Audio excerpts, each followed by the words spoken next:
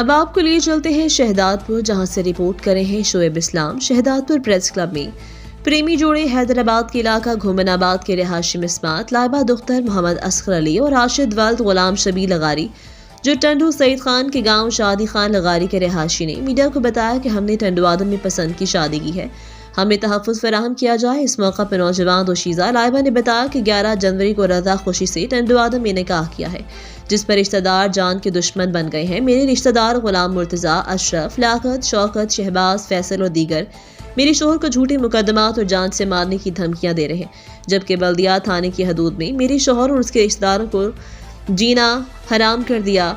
इस मौका पर शोहर राशिद ने बताया कि लाइबा से निकाह करने पर उसके रिश्तेदारों ने जिंदगी अजाब बना दी, जिसकी वजह से दरबदर की ठोकरें खाने पर मजबूर हैं।